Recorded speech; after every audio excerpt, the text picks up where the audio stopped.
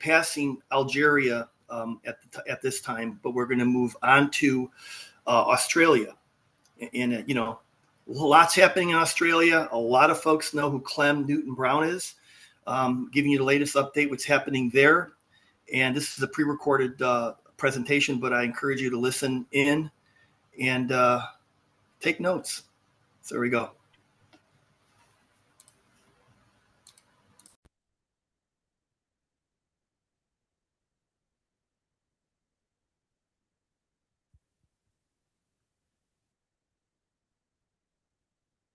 Hello, everybody. My name is Clem Newton-Brown.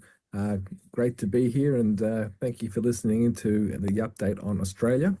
I am the CEO and founder of Skyports. We are a vertiport company that's been around for about 7 years in Australia, and we're doing a few different things in the last year or so, but I'll come to that at the end. But initially, I just wanted to give you an update on where we're at in Australia.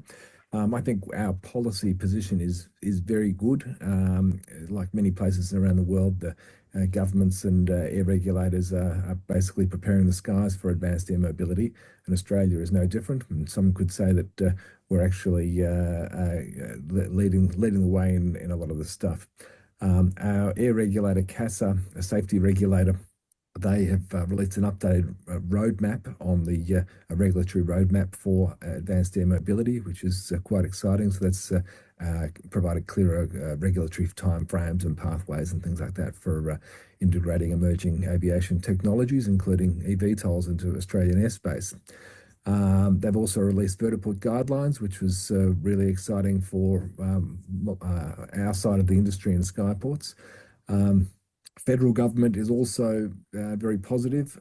Australia has announced plans to publish a advanced air mobility strategy and long-term policy settings to encourage investment and integration of advanced air mobility into the national airspace as well. So good support from federal government.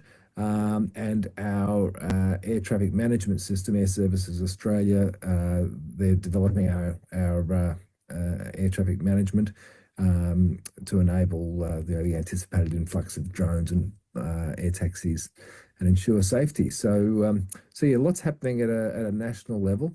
At a state level, I think still we have Victoria and Queensland dominating. It's disappointing to see that their other states aren't as progressive. But at least we have two very active states. So Victoria has released a number of documents, including a advanced air mobility action plan, and also vertiport development and industry engagement strategies.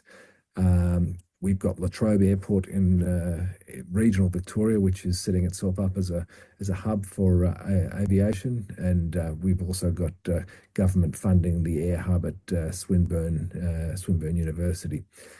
Up in Queensland, we've got the Olympic Games in 2032 in Brisbane. That's being used as a big marketing hook for a lot of the players, including Whisk. And there's strong policy support there to try to establish air taxi services by 2032. And Archerfield Airport, which is a smaller airport outside of Brisbane, is setting itself up as a hub, an infrastructure hub for AAM. So that's all exciting. At an industry level, in terms of OEMs, we only have one player in developing an advanced air taxi airframe that's doing test flights now, untethered test flights. That's AMSL Aero, and they've been kicking some big goals. We've also had interest expressed from Joby Aviation, which is looking at certifying aircraft in Australia in a bilateral agreement. So that's pretty exciting. And we also had an announcement recently where the US, Canada, New Zealand, the UK and Australia, I think, have set up a mutual recognition scheme for air regulation, air certification of aircraft. So that's pretty exciting as well to be part of that. But Joby I understand they are pursuing certification directly in Australia. So that's very exciting. WISC continues to have a big presence here, particularly around the Brisbane area. And Eve has a number of tourism operators and potential customers lined up, and they're also quite present here as well. As far as recent news goes, AMSL Aero, the Australian OEM for air taxis, has just appointed Adriano Di Pietro as the CEO, which is quite exciting. Adriano was with Swinburne, leading their air hub at the university there. So he's got a very strong background in the industry, and I'm sure he's well placed to take AMSL to the next level. Swinburne University is also leading a CRC research program, which is a Commonwealth-funded program. It's a joint initiative to bring together the industry, government, and academia. So there's many companies such as ours that are signed up for that, and if it's successful and we get the funding, which I think goes for 10 years, that will provide significant matching funding to assist us with our efforts. So that's just a bit of a rundown. Great to be here today. And as far as Skyports goes, we've been very busy. We've pivoted a bit over the last year or so. We've moved from pursuing vertiport sites and operations to developing a patent for a product, which is a landing surface, an elevated pad in one instance, and another iteration is a sunken pit that with a pad that rises up and down. These vertipads are designed to provide safer operations in tighter locations.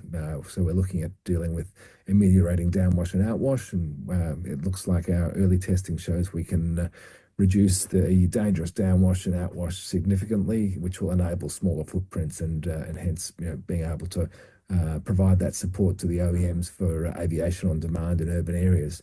There are about a dozen initiatives in the patent, and the other big show-stopping one is dealing with fire.